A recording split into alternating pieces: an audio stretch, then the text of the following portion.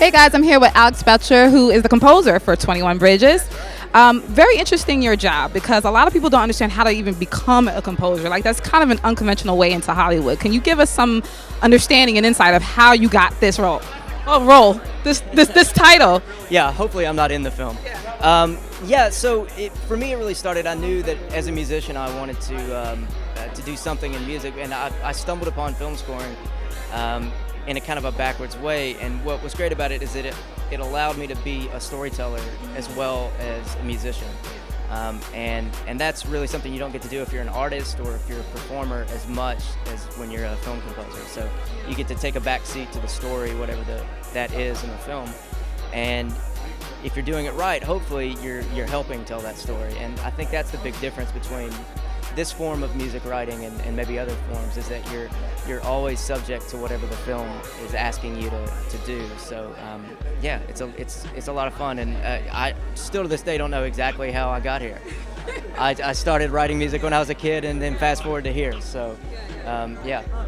Is there any particular type of film that you prefer to score? A lot of people love action. Sometimes people want to do horror, or anything that you want to do that you haven't got a chance to. This film was actually like the fulfilling of a dream for both me and Henry, the other composer on this one. Some of our favorite films are from the late 50s to the early 70s, and some of our best or favorite scores are from that era as well. Scores like Quincy Jones's Money, Bernard Herrmann's Taxi Driver, Cape Fear, Jerry Goldsmith's Chinatown. Like, all of these films and scores really had an influence on us, and we've always talked about wanting to be able to do one. And when we got the script for this and saw the first screening, we were like, oh, this is it. This is our chance to actually tip our caps to some of our favorite composers. So, I feel very lucky that this early in my career, we got to kind of check that one off the bucket list with this, what I hope is a fun score and a great film with 21 Bridges.